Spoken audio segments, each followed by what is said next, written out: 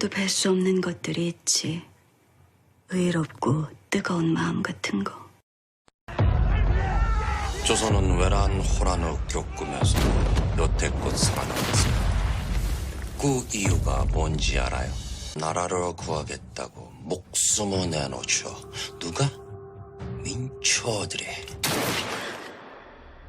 그들은 스스로를 의병이라고 부르죠. 으르민년의 의병이었던 자의 자식들은 지금 뭐를 하고 있을까?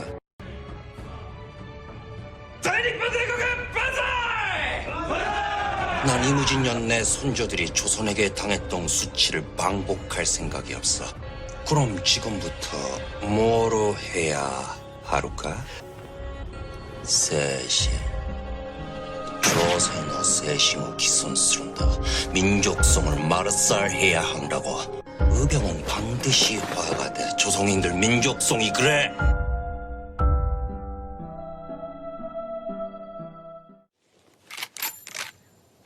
그들은 그저 아무개다. 그 아무개들 모두의 이름이 의병이다. 이름도 얼굴도 없이 살겠지만 다행히 조선이 훗날까지 살아남아 유구히 흐른다면 역사에 그 이름 한 줄이면 된다. 늦었지만 왔어. 내 하나 죽인다고 다 넘어간 조선이 구해지니? 내 하나 죽인다고 조선의 운명이 바뀔 것 같니? 당신은 우리 조직 하나 없앤다고 당신의 운명이 바뀔 것 같나? 오래 걸려도 꼭 갈 거야, 그들이.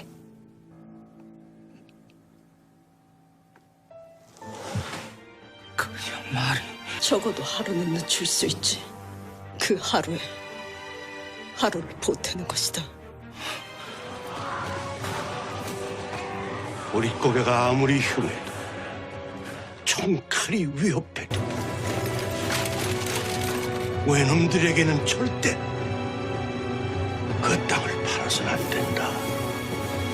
후손 대대로 물려줘 조선의 땅을 지켜라. 돌아보지 말고 달려.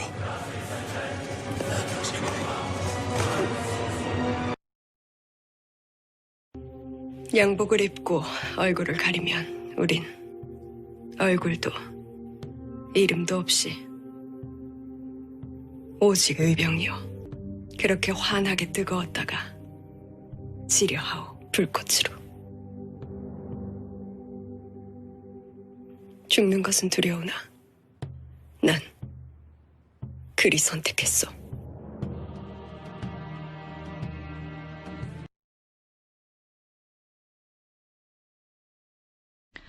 안녕하세요. 영광중학교 3학년 친구들. 오늘은 21차 시 수업입니다.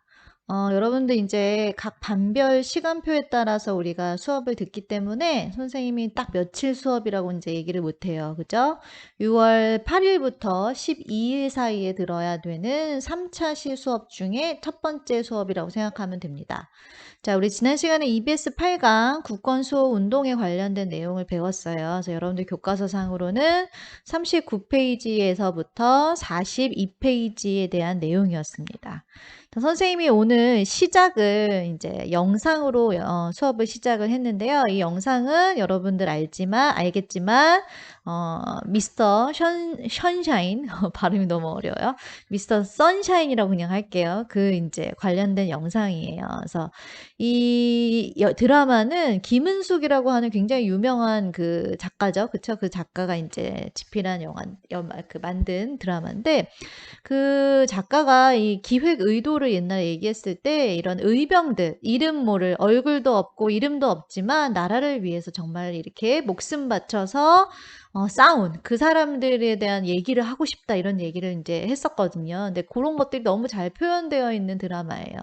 선생님이 이 드라마 얘기는 사실 예전에 신문물의 수용과 사회 문화의 변화 그 부분에서도 그 시대의 변화상을 굉장히 잘 그려냈다 이제 그렇게 얘기를 했었는데 사실 이 드라마의 진짜 주제는 의병에 사실 관련된 내용이었거든요. 그래서 오늘 우리가 배우는 내용이 의병과 관련된 내용이어서 선생님이 이 영상으로 이제 시작을 했습니다. 그래서 영상 초반에 보면 이제 드라마를 많은 친구들이 안 봤겠지만 일본 사람처럼 이제 그쵸? 그 말투가 들리는 사람 이제 보이는 그 사람이 이제 얘기를 하는데 이제 극 중에 이제 일본 그 장군으로 나오는 이제 사람이에요. 근데 그 사람이 이제 그런 얘기를 하잖아요. 을미년의 자식들이 그치? 을미년에 이제 의병 활동을 했던 그 사람들의 자식들이 지금 뭘 하고 있을까? 이런 얘기를 했잖아요. 그러니까 여러분들 EBS 강의에서 배웠겠지만 의병이 을미년에 일어나서 을사년, 정미년 이렇게 해서 크게 세 차례에 걸쳐서 일어나게 되는데 맨 처음에 의병에 참여했던 사람들이 이제 나중에 정미년 정도 됐을 때 그 자식들까지 합세했겠다 뭐 이런 얘기일 거고요. 그쵸? 또 거기 그런 얘기도 나와요. 임진년에 우리 선조들이 조선에 당한 그 수치를 나는 반복할 생각이 없다. 뭐 이런 얘기가 나오잖아요. 그쵸? 어떤 내용인지 알겠죠? 임진왜란과 관련된 내용일 것이고, 그쵸? 그래서 드라마가 이 의병의 얘기를 굉장히 잘 다뤘고, 마지막에 드라마에서 이제 정미의병에 대한 모습이 나오거든요. 그래서 해산된 군인들까지 합세해가지고 이제 의병 전쟁으로 발전하게 되는 그러한 부분까지도 이제 잘 다루고 있는 그런 이제 모습들이 보여요. 그래서 그 영상에서 맨 마지막에 이제 우리는 오직 마음과 힘을 다할 뿐 무기가 좋고 나쁨은 그 다음의 일이다. 다만 정성이 부족하지 않은가를 근심하고 적이 강하다고 해서 물러나지 않는다. 선생님 옛날에 이 시대를 살았던 이런 뭐 독립운동가들이나 이 시기에 이 사람들이 남긴 글들을 읽으면 글인데도 불구하고 막 선생님 마음이 뜨거워지는 약간 그런 것들이 있는 글에 힘이 있다라는 선생님이 생각이 드는데요. 자, 우리 교과서에도 나오는 이거 사진입니다. 우리 교과서에 몇 페이지에 나오냐면요. 39페이지에 나와요. 이거는 드라마에도 나오고요. 실제로 영국인 기자였던 맥켄지가 당시 우리나라의 의병을 취재하면서 이제 남겨져 오늘날 전해지는 정말 귀중한 사진입니다. 이 맥켄지가 인터뷰한 내용도 기록으로 남아 있거든요. 근데 거기서 이제 맥켄지가 이 사람들한테 당신들은 언제 전투를 했습니까? 네, 오늘 아침에 저 아랫마을에서 전투가 있었습니다. 당신은 일본을 이길 수 있다고 생각합니까? 했더니 의병이 이기기 힘들다는 것을 알고 있습니다. 우리는 어차피 싸우다가 죽게 되겠지요. 하지만 그러나 좋습니다. 일본의 노예가 되어 사느니 자유민으로 싸우다 죽는 것이 훨씬 낫습니다. 되게 결연하지 않아요, 여러분들? 선생님이 너무 선생님만 그러면 안 되는데. 자, 이 항해 의병 운동, 후기 의병의 모습이라고 이제 보여지는 이 사진은 특징이 이게 언제 의병인지 여러분들 맞출 수 있을 거예요. 맨 오른쪽에 보면은 군인 복장을 하고 있는 사람이 있죠. 그러니까 군인이 의병에 합류했다는 거는 마지막 의병인 정미의병을 뜻하는 거겠죠. 그쵸? 또 하나의 특징은 뭐냐면 이 가운데 있는 두 사람의 모습이 굉장히 특히 이 왼쪽에서 두 번째 있는 요 친구 있죠. 요 친구는 나이가 어때 보여요? 엄청 어려 보이죠? 기껏해야 아마 중학교 1학년밖에 되어 보이지 않는, 그쵸? 초등학생 같아요. 굉장히 어린 소년인데 이 소년도 총을 들고, 그쵸? 결국에는 의병에 가담을 한 거잖아요. 나라를 지키겠다고, 그쵸? 외세의 이러한 외압에 내가 굴하지 않고 내가 내 한 목숨 바쳐서 나라를 지키겠다 하고 여기 이제 참여를 하게 된 거잖아요. 그쵸? 참 이런 거 보면은 정말 우리나라가 오늘날까지 이렇게 그쵸 찬란하게 역사를 이어올 수 있었던 것은 정말 이런 사람들의 희생이 있었기 때문에 우리가 이름을 다 기억하지 못하고 얼굴을 알지 못하지만 이 사람들의 이런 희생이 있었기 때문에 그쵸 오늘날 우리가 이렇게 대한민국이라고 하는 나라에서 살아가고 있는 게 아닌가 하는 생각이 듭니다. 그래서 이 맥켄지가 이때 인터뷰할 당시에 그 사람들이 제대로 된 총도 가지고 있지 않았대요. 다 무기도 엄청 낡고요. 그래서 과연 이걸로 제대로 이 사람들이 싸울 수나 있을까 싶은, 그쵸? 그러한 모습이었지만, 그러니까 죽음을 두려워하지 않는 거죠. 이기겠다는 게 아니라, 그쵸? 결국에 내가 여기다 이들에게 저항을 하겠다. 뭐 이제 이런, 그치? 모습인 거죠. 그쵸? 자, 이 항일 의병운동 선생님 간단하게만 배웠으니까 정리를 하면요. 크게 세 차례에 걸쳐서 일어났죠. 첫 번째는 의미, 두 번째는 의사, 세 번째 정미입니다. 각각 일어난 이유는 의미 의병 때는 그쵸, 의미 사병과 단발령 때문에, 의사는 의사조약 때문에. 그래서 첫 번째는 양반 유생들이 주도했지만 두 번째부터는 평민 의병장들이 등장을 하게 됐다. 그래서 대표적인 신돌석이라고 하는 이제 인물도 등장을 하게 되고요. 그쵸? 그다음에 정미의병, 고종의 강제 퇴위, 군대 강제 해산으로 인해서 정말로 이제 의병에서 전쟁으로까지 발전하게 된, 그쵸? 그런 거고요. 그래서 이때 13도 연합 의병 부대가 이제 결성이 돼서 서울 진공 작전을 펼치지만 결국에는 이제 일본하고, 그쵸? 의병이 아무리 우리가, 그쵸? 목숨을 다해 싸운다 하더라도 화력에 일본에 이제 당할 수가 없었겠죠. 그래서 결국에는 서울에 진입하지도 못하고 이 진공 작전은 실패로 끝나게 됩니다. 그래서 이 서울 진공 작전이 실패로 끝나게 되자 이제 의병 활동을 했던 사람들이 그 아래 동네 이제 전 지역으로 뿔뿔이 흩어져서 계속해서 이제 이어나가게 돼요. 계속해서 끊임없이 이제 정말 게릴라전처럼 이제 의병 활동을 이어나가게 되는데 일본의 생각에 이 의병들의 이 활동이 만만치가 않은 거예요. 그래서 결국에 이때가 7년도였잖아요. 얘네들을 의병을 완전히 초토화하지 않고는 조선을 식민지로 만들 수 없겠다. 그쵸? 그래서 제대로 정말 조선을 식민지로 만들기 위해서는 이들을 완전히 초토화시키는 것이 급선무다라고 이제 생각을 해서 이들이 1909년도, 그쵸? 그러니까 1910년도에 우리가 완전히 병합이 되는데 1909년도 이제 우리나라를 병합하기 전에 남한 대토벌 작전이라고 했어요. 그래서 일본이 특히나 호남 지방에 이제 그 근거지로 이제 활동하고 있었던 의병들을 이제 초토화하는 그런 정말로 대대적인 작전을 펼쳐 나가게 되거든요. 그래서 여러분들 선생님 그때 잠깐 하루 학교 나왔을 때 여러분들한테 지역에 대한 설명을 이제 물론 못 해준 반도 있어요. 몇몇 반에서 해줬는데 자, 여기가 수도인 서울이면 우리 행정구역 호남 지역이 어디예요? 호남. 비 내리는 호남선 뭐 이런 얘기하잖아요. 그죠? 여기가 서울이면 서울 중심으로는 이게 경기도잖아요. 그죠? 경기도 아랫동네 바로 아랫동네는 충청 남북도입니다. 그쵸? 그 다음에 경기도 오른쪽은 강원도. 그죠? 그 다음에 요 아래에 이렇게 된 지역은 경상도예요. 경상남북도가 있겠죠. 여기. 그 다음에 요쪽 지역. 여기가 이제 호남 지역이라고 하는 전라도 지역이에요. 호남. 그래서 이렇게 결국에는 우리나라 거의 끄트머리에 있었던 이제 호남 지역의 의병들을 완전히 토벌 작전을까지 펼치면서 대부분의 의병들이 이때 체포가 됩니다. 그래서 이때 체포된 이후 이제 이들이 이제 재판을 받기 위해서 가기 위해 전에 이제 그들을 모아놓고 찍은 이제 남아있는 이제 사진입니다. 굉장히 그죠? 힘들어 보이죠? 그쵸? 자, 그래서 결국에 이렇게 1909년도에 남한 대토벌 작전을 끝으로 이제 우리나라에서 더 이상 항일 의병 운동은 할 수가 없어요. 그쵸? 더 이상 이제 할 수가 없고 이들이 이제 여기서 이제 그치지 않고 그러면 이제 완전히 우리가 여기서 국내에서는 더 이상 이런 무력으로 일제에 대항하는 것은 힘들겠다라고 판단을 하고 이제 국외로 이제 항전을 지속하기 위해서 국외로 이동하는 모습이 이제 나타나게 됩니다. 그래서 우리가 일본에게 식민 지배를 당하기 전에 이제 일제에게 국권을 수탈당하는 그 과정 속에서 일어난 첫 번째 커다란 움직임은 이제 오늘 지금 선생님 설명한 항일 의병 운동이고요.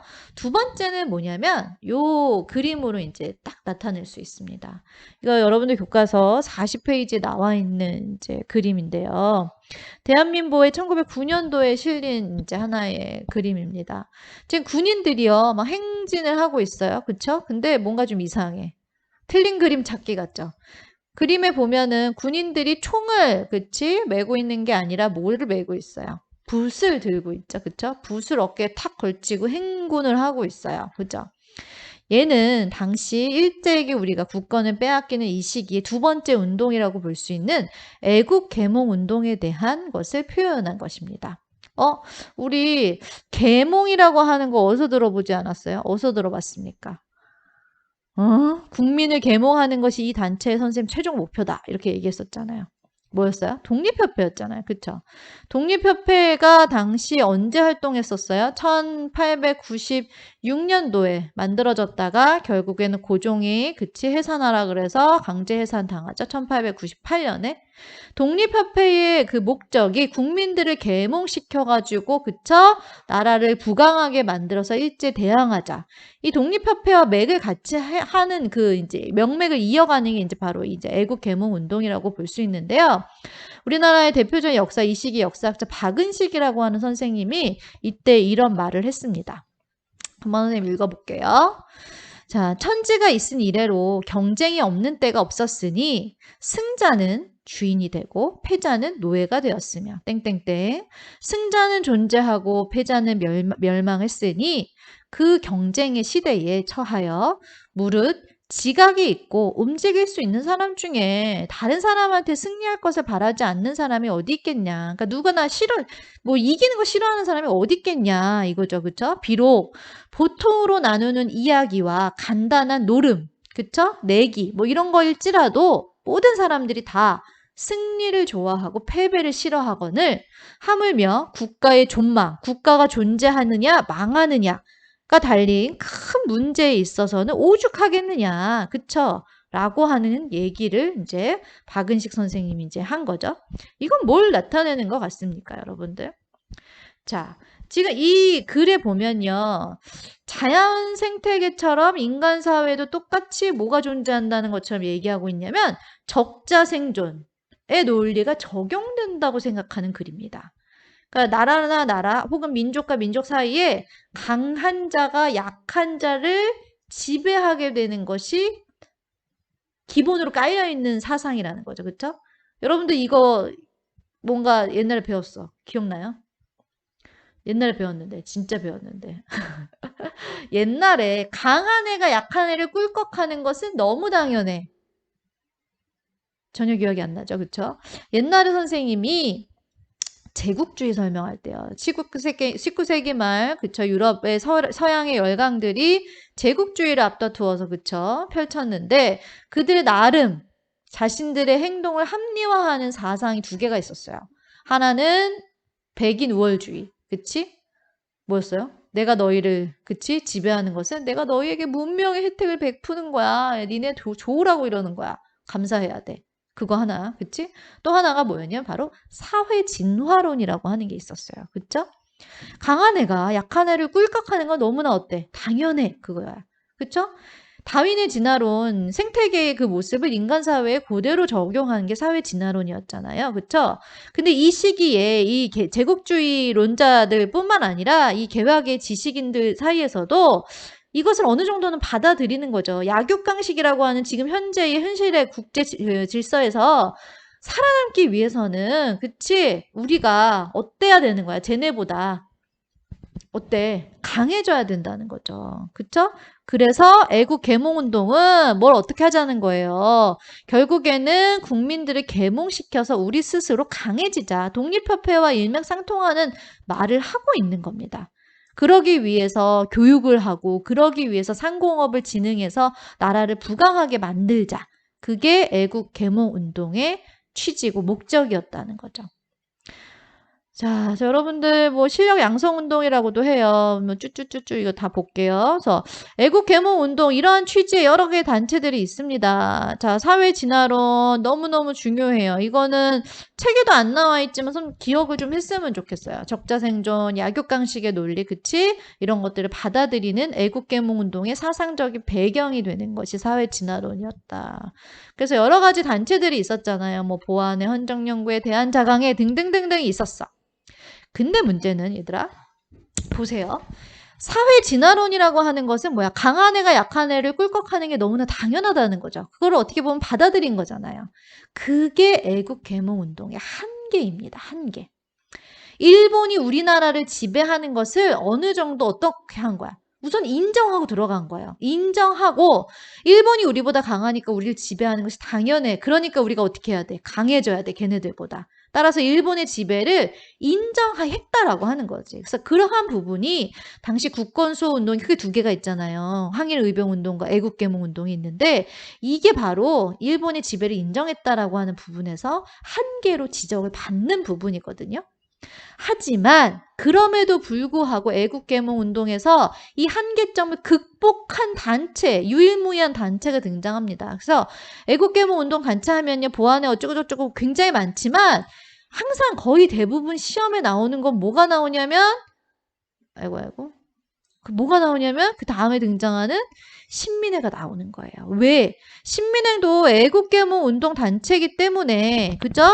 뭐 실력 양성 운동 펼치고요. 그죠? 그래서 뭐 교육을 실시하고 산업을 위한 여러 가지 이런 것들을 하지만 이게 제일 중요해. 이게 제일 중요해. 얘네들은 애국개몽 운동의 한계점을 극복했다라고 평가받는 이유가 결국에 얘네들은 나중에 식민지 이후를 대비해서 국외에 무장 독립운동기지를 세우거든요. 그래서 여기서 이제 신흥학교를 만드는데, 그쵸? 이시영 그 가족들이 이제 자신의 전 재산을 털어가지고 이제, 그죠? 남만주 삼원보에다가 이제 학교를 세우고 독립운동 그 단체를 설립하거든요. 얘가 나중에 신흥무관학교라고 해가지고 여기서 굉장히 많은 독립운동가들을 배출을 하게 됩니다.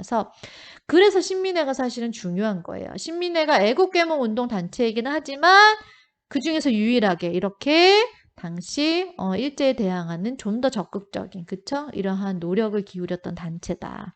그래서 나중에는 이제 결국에는 총동 암살 미수 사건으로 이제 와해가 돼서 이제 활동을 못하게 되지만 신민회의 가장 큰 의점은 애국개몽 운동 단체의 한계를 극복했다. 그쵸? 그런 부분이 당시 신민회의 가장 큰 의점이라고 볼 수 있습니다. 그래서 이것과 관련된 영상이 하나 있어서 그것도 마저 보겠습니다.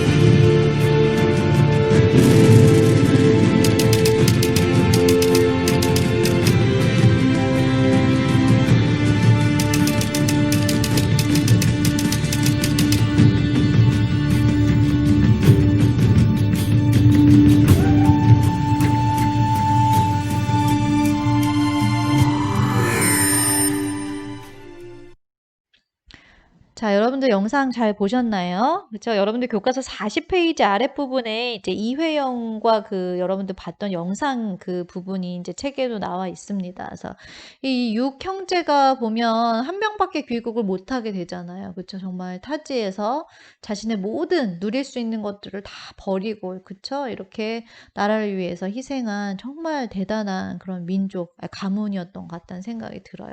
정말 이런 사람들의 노력 우리가 그쵸? 기억을 하면 좋을 것 같고요. 자, 마지막으로 선생님 41페이지 아래쪽에 내용 정리 쏙쏙 그 부분을 이제 좀 문제풀이를 좀 해야겠죠? 그쵸? 자, 같이 보겠습니다. 일본은 을사조약을 강제로 체결해서 대한제국에 뭐를 빼앗았습니까? 선생님 인어공주라고 했어요. 말을 못해요. 뭘까요? 맞아요. 외교권을 빼앗았겠죠? 2번 러일 전쟁 중 일본은 땡땡을 일방적으로 일본 영토로 편입시켰다. 이거 뭐예요? 독도일까요? 우리 배운 간도일까요? 둘 중에 뭐예요? 그쵸? 간도는 누구 줬습니까? 청나라 그래 니 거에 이렇게 했죠? 독도를 일방적으로 일본의 영토로 편입을 시켰고요. 세 번째, 항일 의병은 고종의 강제 퇴위와 땡땡땡땡 이후 의병 전쟁으로 발전했대요. 이거 뭘까요? 당연히 뭐가 나와야 돼요? 군대가 해산당해서 해산당한 군인들이 의병, 정미의병에 가담하면서 전쟁의 양상을 띠게 된 거죠. 그죠? 자, 두 번째로 넘어갑니다.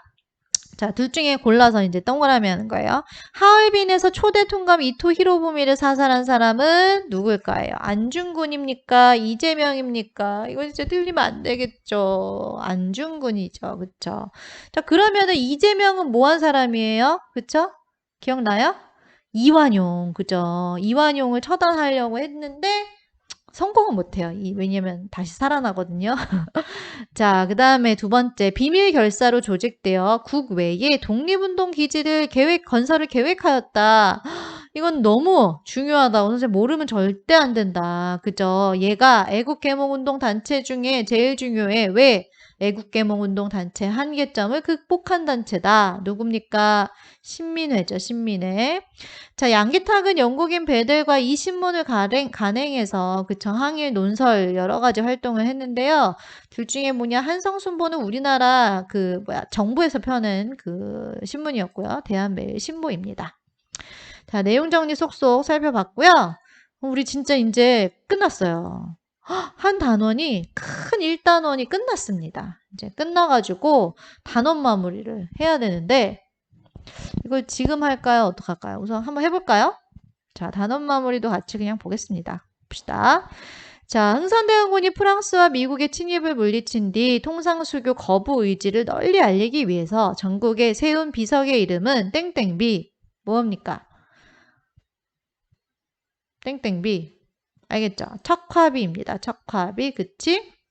척화비의 내용이 뭐였어요? 양이 침범 비전 즉 화. 서양 오랑캐가 침범했는데 싸우지 않으면 곧 화의를 하자는 거요. 주화매구. 화의를 주장하는 것은 나라를 어떻게 하는 것이다. 파는 것이다. 라고 흥선대원군이 그쵸? 신미양요 이후에 전국에 이제 세운 겁니다.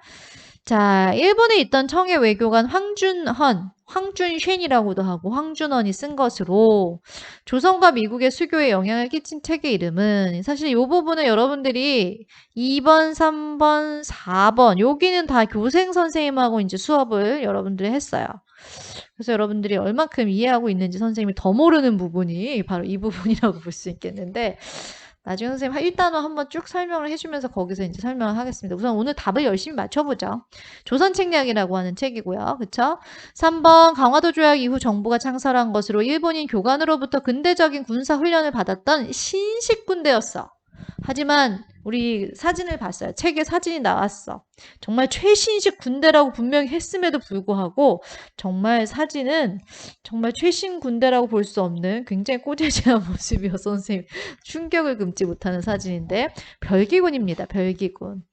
간혹 별기군은 별무반하고 또 헷갈려하는 친구들이 있어요. 별무반이 뭐였을까요? 옛날에 동북구성 뭐 이런 거 기억나나요? 그래. 별기군도 기억이 안 나는데 별무반까지 가지 맙시다. 자, 아무튼 별기군, 별무반하고 헷갈리시면 안 됩니다. 자, 4번. 보수적 유생이 성리학적 전통 질서를 지키고, 발음이 안 되네요. 외세를 배척하기 위해 전개한 운동은 무엇일까요? 자, 무슨 운동이었어요? 우리 이때 개화, 그치? 바람이 불 때 절대 아니 되옵니다. 전하 그러시면 아니 되옵니다 했던, 그쵸? 운동이었어요. 위정척사 운동입니다. 위, 지키다. 지킬 위, 뭐를? 정, 바를 정. 바른 것을 지키고 사악한 것을 배척하는 운동. 여기서의 사악한 것은 뭐예요? 서양 세력들을 얘기하는 거겠죠. 그쵸? 자, 동학농민운동 당시 농민군이 정부와 화약을 맺고 전라도 일대에 설치한 자치적인 개혁기구. 이거 너무너무 많이 나와요. 왜? 너무너무 중요하니까. 뭘까요? 집강소입니다. 하지만 집강소에서 자치적인 개혁을 오래 하지 못했어요. 왜? 일본이 우리나라에서 무력으로 경복궁을 불법으로 점령하고 청일전쟁을 일으켰기 때문에. 또 기억이 안 나죠. 그죠? 자, 6번. 가보개혁을 추진하였던 최고 정책 의결 기구는 무엇인가요? 또 모르겠죠. 군국기무처입니다. 자, 아래 정책이 추진된 개혁을 쓰시오. 단발령, 태양력, 종두법, 시행. 무슨 개혁일까요? 우리가 이때 개혁 이름 붙이는 게 3개예요. 가보개혁, 을미개혁, 광무개혁. 이렇게 이 개혁이라고 이름 붙이는 거 3개거든요. 근데 단발령 실시하면은 딱 나와야 돼요. 단발령 실시. 광무개혁 때 단발령 실시합니까? 여러분들, 단발령 때문에 일어난 의병이 뭐예요? 맨 처음에 일어난 의병. 을미의병이죠. 그쵸? 그럼 무슨 개혁이겠어요? 을미개혁이겠죠. 을미개혁. 그죠? 가보개혁에는 단발령 없습니다. 자, 8번 만민공동회에서 정부 대신까지 참여해서 헌의육조를 결의한 집회는 무엇인가요? 헌의육조. 자, 만민공동회는 그냥 일반 백성들이 모인 거였고 거기에 정부의 관료까지 합했어. 만민이 아니라 뭘로 바꿔야 돼? 만을. 관민으로 바꿔야죠. 그쵸? 관료랑 백성이랑 만났다. 관민공동회. 9번 을사조약 체결을 전후해서 개화 지식인과 개혁적 유학자가 전개한 것으로 교육과 산업 진흥을 통해 민족의 실력을 키워 국권을 수호하려 한 민족운동은 무엇인가? 오늘 배운 거네요. 뭘까요? 땡땡땡땡 운동. 애국 계몽운동이겠죠. 자, 일본의 진 국가의 빛을 국민의 힘으로 갚아 경제적 자주성을 찾자는 민족운동은 무엇이었습니까? 대구에서 시작했어요. 그쵸? 뭐 할까요? 1997년 우리나라 IMF 터졌을 때도 비슷한 운동을 했어요. 금모으기 운동. 그 시초가 되는 운동을 이 운동이라고 우리가 보는데 바로 뭐냐? 국채. 국가의 빚을 우리가 갚아나가자라고 하는 국채보상운동이라고 볼 수 있습니다. 2번도 해야 될까요? 자, 한번 볼게요. 자, 흥선대원군이 삼정의 문란을 바로잡기 위해 실시한 정책 2가지. 삼정의 문란 중에 당시 이것을 개혁하는 크게 2가지 내용이 있었어요. 하나는 양반도 세금을 내라. 군포를 징수해라. 집집마다 내겠다. 뭐였어요? 호포제. 그 다음에 또 하나는 이게 삼정의 문란 중에 가장 백성들을 힘들게 했어요. 환곡이었어요. 그쵸? 걔를 뭘로 바꿨습니까? 개인이 운영하는 창고, 사창제. 그치? 그걸로 바꿨다라고 하는 게 답이고요. 강화도 조약이 불평등한 조약인 이유를 크게 2가지를 얘기하래요. 하나는 뭘까요? 일본 사람이 우리나라에서 범죄를 저질러도 우리나라 사람이 걔를 어떻게 벌할 수가 없어. 뭐였어? 치외복권이었어요. 그다음 또 하나, 일본이 우리나라에 와서 마음대로 해안을 측량할 수 있어. 일본은 이때 그럼 왜 우리나라의 해안을 측량했을까요? 왜 우리나라의 해안에 와가지고 기웃기웃거리면서 지형 뭐 이런 것들 다 파악했을까요? 뭐야? 왜? 쳐들어오려고요. 그죠? 그래서 나중에 우리나라의 이런 것들 파악해서 나중에 유리하게 고지를 선점하기 위한 목적으로 이런 거 했겠죠. 그쵸? 13번 을사조약의 체결로 일본은 대한제국의 내정을 간섭하기 시작했다. 맞아요. 을사조약의 핵심적인 내용 2가지 너무 중요합니다. 이거는 그냥 외워야 합니다. 자, 을사조약. 인어공주죠. 인어공주 뭐예요? 외교권이 없어졌어요. 그 다음에 우리나라를 이제 완전한 식민지로 만들기 위해서 이거를 설치했어요. 뭐였습니까? 통감부를 설치했죠. 그쵸? 자, 항일 의병 운동이 의병 전쟁으로 발전하게 된 배경. 여기에 누가 들어갔기 때문에 전쟁이라고 하는 거예요. 군인들이 들어갔기 때문에. 그죠? 해산당한 군인들이 합류하게 되면서 정미 전쟁으로 발전하게 됩니다. 1907년도에. 자, 오늘 배운 신민회가 장기적인 독립운동의 기반을 마련하기 위해 정기한 활동에 서술하시오. 어디에다가 우리 남만주 여기 지금 어디냐면 약간 서간도 쪽이에요. 서간도 우리나라 북쪽에 이제 국경선 위에 왼쪽 부분입니다. 나중에 지도에서 선생님 보여줄게요. 그래서 여기에 그죠? 신흥학교를 세우고 독립군 양성을 힘썼고 그쵸? 여기다가 나중에 이제 독립운동 단체까지 전 재산을 털어서 이제 마련을 하게 됩니다. 신민회가. 그래서 이제 신민회가 계속 얘기하네요. 애국군 계몽운동의 한계점을 극복한 단체다. 라고 선생님이 설명을 했습니다. 드디어 1단원이 끝났어요. 어떡하죠? 머릿속에는 하얗죠? 머릿속에 아무것도 안 들어가 있는데 1단원이 끝났어요. 이 일을 어떡할까요? 자, 정말 큰일입니다. 자, 다음 시간에는요, 진짜 2단원으로 넘어가요. 그죠? 막 진도는 나가죠. 2단원으로 넘어갑니다. 그래서 2단원은 크게 2단원의 내용은 식민지 시대에 대한 내용이에요. 그 중에서도 우리는 다음 시간에 뭐 배울 거냐면요. 일제가 36년이라고 하는 시간 동안 우리를 어떤 식으로 지배했는지에 대해서 다룰 겁니다. 특징은 10년대 지배 방식, 20년대 지배 방식, 3, 40년대의 지배 방식이 다르다는 게 특징입니다. 그래서 1단계, 2단계, 3단계로 나누어서 일제의 식민 지배 정책에 대해서 다음 시간에 살펴보도록 하겠습니다. 오늘도 긴 강의, 선생님은 절대 빨리 끝나지 않는 것 같아요. 들어주셔서 감사합니다. 다음 시간에 볼게요.